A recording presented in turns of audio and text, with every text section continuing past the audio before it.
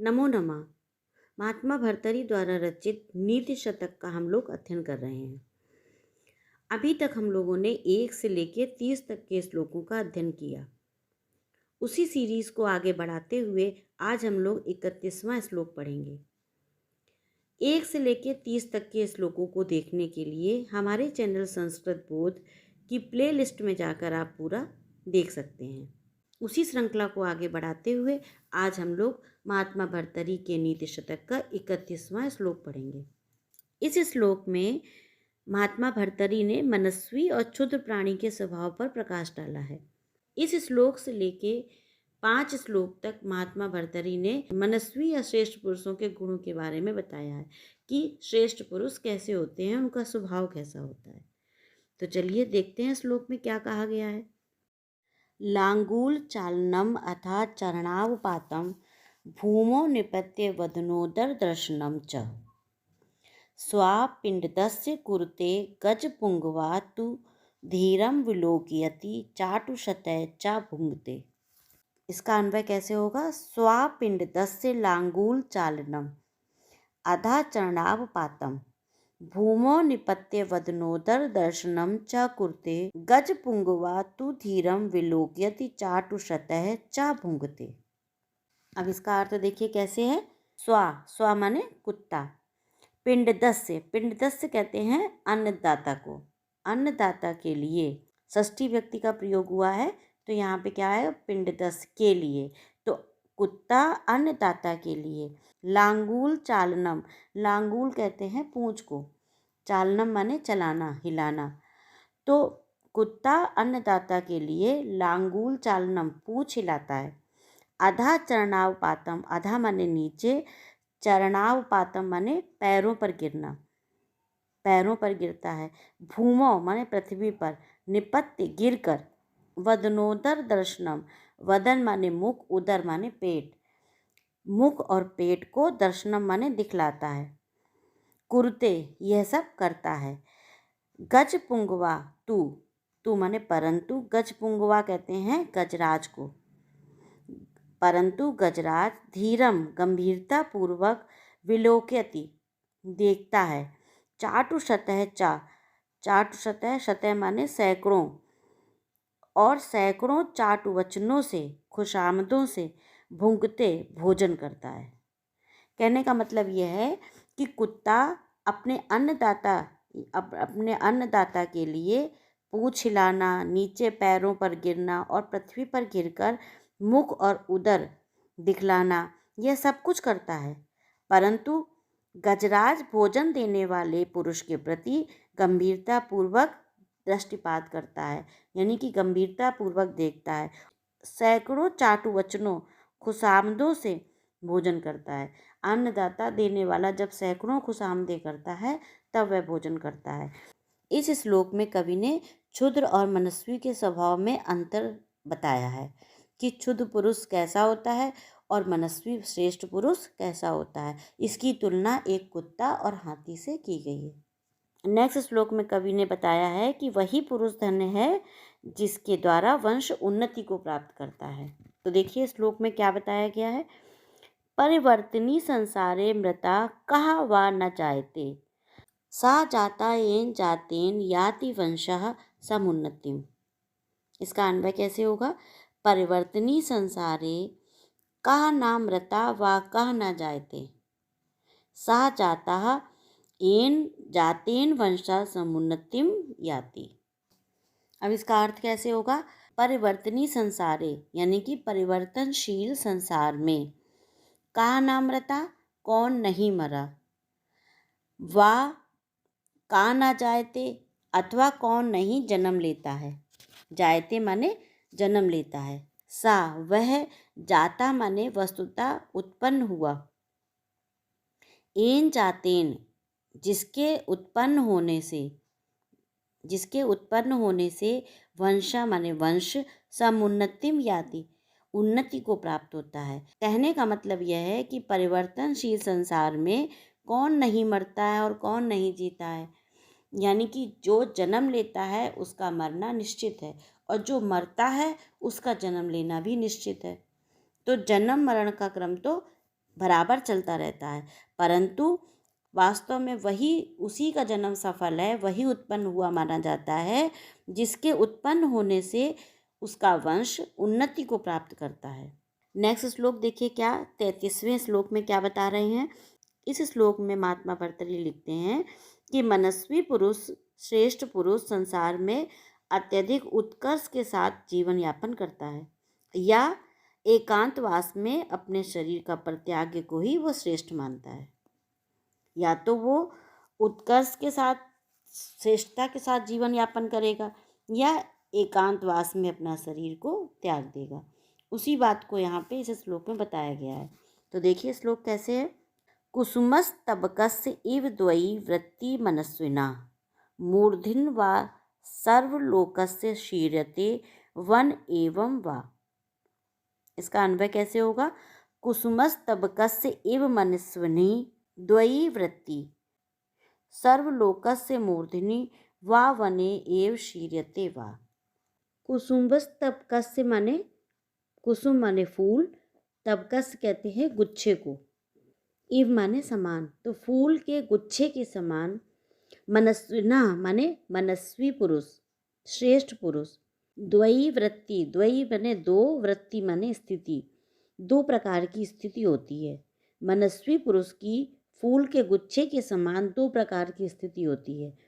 सर्वलोकस्य मूर्धिना वा मतलब या तो सर्वलोकस्य सब लोगों के, मूर्धिना माने मस्तक पर रहता है, या तो सब लोगों के मस्तक पर रहता है। वने एव शीर्यते वा मतलब अथवा, वने एव वन में ही, शीर्यते माने जीर्ण शीर्ण हो जाता है, समाप्त हो जाता है, खत्म हो जाता है। तो कहने का मतलब ये है कि पुष्प के गुच्छे के समान मनस्वी पुरुष की दो स्थितियां होती हैं। मनस्वी पुरुष माने श्रेष्ठ पुरुष की, महान पुरुषों की दो स्थितियां होती हैं। किसके समान। फूल के गुच्छे के समान। या तो वह सब लोगों के मस्तक पर रहता है अर्थात सर्वोत्कृष्ट होता है, अथवा वन में ही जीर्ण शीर्ण हो जाता है, एक अकेला ही खत्म हो जाता है। इस श्लोक में मनस्वी पुरुष की प्रवृत्ति बतलाई गई है।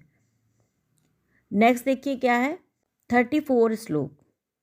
34वें श्लोक में महात्मा भर्तृहरि यह बतला रहे हैं कि मनस्वी पुरुष के साथ ही शत्रुता करते हैं, श्रेष्ठ पुरुष श्रेष्ठ लोगों के साथ ही शत्रुता भी करते हैं। तो देखिए श्लोक कैसे है।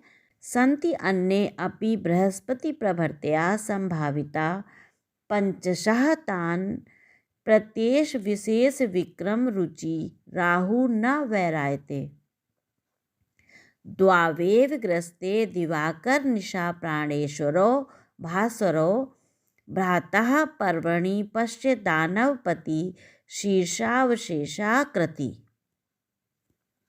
अब इसका अन्वय कैसे होगा। भ्रातः पश्य बृहस्पति प्रभृत्या अन्ये अपि पंचशः संभाविताः सन्ति तान् प्रति एषा विशेष विक्रम रुचि राहु न वैरायते शीर्षावशेषाकृतिः दानवपति पर्वणि भास्वरो दिवाकर निशा प्राणेश्वरो दो एव ग्रस्ते। भ्राता पश्य, भ्राता मतलब सभी जानते हैं, भ्राता मतलब भाई। हे भाई, पश्य माने देखो, हे भाई देखो। बृहस्पति प्रभृत्या बृहस्पति आदि, अन्य अपि दूसरे भी, पंचशः माने 5-6, संभाविता प्रतिष्ठित ग्रह संति, प्रतिष्ठित ग्रह हैं। बृहस्पति आदि कुछ 5-6 ऐसे ग्रह हैं जो प्रतिष्ठित हैं, बड़े हैं। तान प्रति उनके प्रति, ऐशा माने यह, विशेष विक्रम रुचि विशेष पराक्रम में रुचि रखने वाला राहु, राहु भी एक ग्रह है। राहु न वैरायते वैर नहीं करता है, दुश्मनी नहीं करता है। किससे। बृहस्पति आदि से। शीर्षावशेषाकृति, शीर्ष अवशेष माने सिर मात्र से अवशिष्ट आकृति वाला दानवपति, दानवपति कहते हैं दानवों के राजा को, यानी कि राहु को यहाँ पे कहा गया है। पर्वणि, पर्व में, पर्व कौन से, पूर्णिमा या अमावस्या में, भास्वरो प्रकाश युक्त, दिवाकर निशा प्राणेश्वरो, दिवाकर माने दिन, निशा माने रात, दिन और रात के प्राणेश्वर कौन है, दिन के प्राणेश्वर सूर्य और रात के प्राणेश्वर चंद्रमा। यानी कि यहाँ पर दिवाकर निशा प्राणेश्वरा का मतलब है सूर्य और चंद्रमा, दो एव दोनों को ही, ग्रस्ते माने ग्रस्ता है। तो पूरा अर्थ क्या है, हे भाई देखो, बृहस्पति आदि दूसरे भी 5-6 प्रतिष्ठित ग्रह हैं, परंतु उनके प्रति यह विशेष पराक्रम रखने वाला राहु वैर नहीं करता है। सिर मात्र से अवशिष्ट आकृति वाला, अर्थात जिसका केवल सिर ही शेष रह गया हो, ऐसा राहु पर्व में यानी कि पूर्णिमा और अमावस्या में प्रकाश युक्त सूर्य और चंद्रमा इन दोनों को ही ग्रसता है। अब इन दोनों को कैसे ग्रसता है, क्यों ग्रसता है, इसके पीछे एक पौराणिक कथा है। क्या है कि देवताओं और दैत्यों के द्वारा समुद्र मंथन से अमृत निकला। भगवान विष्णु ने मोहिनी रूप को धारण कर अमृत देवताओं को पिलाना चाहा। राहु जो दैत्यों का राजा था, वो अपने वेश को बदलकर देवताओं की पंक्ति में बैठ गया। सूर्य और चंद्रमा ने विष्णु भगवान को ये इशारा कर दिया, संकेत कर दिया कि ये दैत्यों का राजा राहु बैठा हुआ है। तो क्यों ग्रसता है सूर्य और चंद्रमा को ही, क्योंकि सूर्य और चंद्रमा ने ही उनको बताया था कि ये राहु बैठा हुआ है। क्रोध में आके भगवान विष्णु ने उनका सिर काट दिया, परंतु तब तक वह थोड़ा सा अमृत पी चुका था, इसलिए वो मरा नहीं। उसका शिरोभाग जो था वो राहु बना और जो धड़ का भाग था वो केतु बना। ये दो ग्रह ऐसे हैं जो अब ये दोनों ग्रह परेशान क्यों करते हैं, क्योंकि ये हैं तो दैत्य ही, परंतु इन्होंने थोड़ा सा अमृत पी लिया था, इस कारण से वो अमर हो गए। तो वो सिर का जो भाग था वो राहु बना और धड़ का भाग जो था वो केतु के नाम से प्रसिद्ध हुआ। ऐसी प्रसिद्धि है कि सूर्य और चंद्रमा से बदला लेने के लिए राहु उन्हें अमावस्या और पूर्णिमा को ग्रसता है। ये एक पौराणिक कथा है। उसी के अनुसार बता रहे हैं कि राहु बृहस्पति आदि महान ग्रहों को नहीं ग्रसता है, किसको ग्रसता है, पूर्णिमा और अमावस्या के दिन सूर्य और चंद्रमा दोनों को ग्रसता है। ठीक है, नेक्स्ट देखिए क्या है। इस श्लोक में महात्मा भर्तृहरि महापुरुषों की विभूतियों के बारे में बता रहे हैं कि महापुरुषों की कितनी असीम विभूतियाँ होती हैं, उसी के बारे में इस श्लोक में बताया गया है। तो देखिए क्या है श्लोक, वहति भुवन श्रेणीम शेषा फणाफलक स्थिताम कमठपतिना मध्ये पृष्ठम सदा स च धारते तमपि कुरुते क्रोडाधीनम पयोधिर्नादरा दहहा महताम निसीमाना चरित्र विभूतिया। इसका अन्वय कैसे होगा, शेषा फणाफलक स्थिताम भुवन श्रेणीम वहति स च कमठपतिनाम सदा मध्ये पृष्ठम धार्यते तमपि पयोधि अनादरात क्रोधाधीनम कुरुते अहहा महताम चरित्र विभूतिया निसीमाना भवन्ति।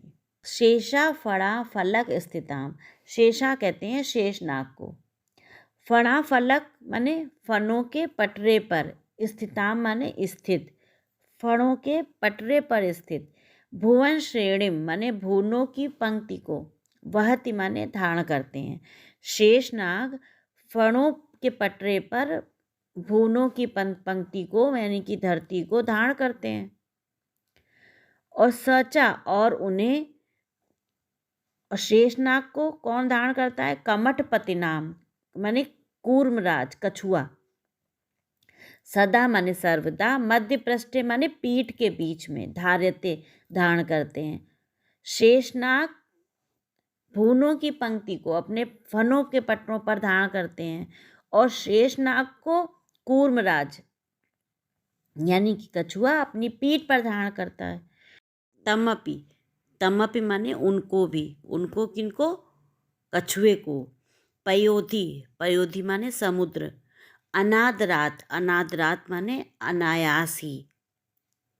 क्रोडाधीनम कुरते, क्रोडा कहते हैं गोद को, तो क्रोडाधीनम माने गोद में रख लेता है।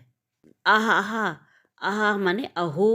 महताम, महताम माने महापुरुषों के चरित्र विभूतियाँ, चरित्र विभूतियाँ माने चरित्रों की विभूतियाँ निसीमान भवंती, निसीमान यानी कि कोई सीमा नहीं होती है, असीम होती हैं। महान लोगों की विभूतियाँ असीम होती हैं। अब पूरा अर्थ क्या है?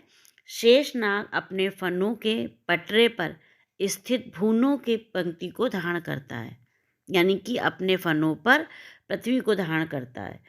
और उन शेषनाग को कच्छपराज यानी कि कछुआ सदैव अपनी पीठ के बीच में धारण करते हैं, और उन कछुए को भी समुद्र अनायास ही गोद में रख लेता है।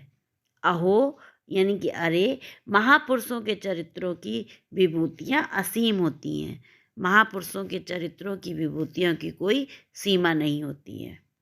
उम्मीद है आपको ये श्लोक भली भांति समझ में आ रहे होंगे।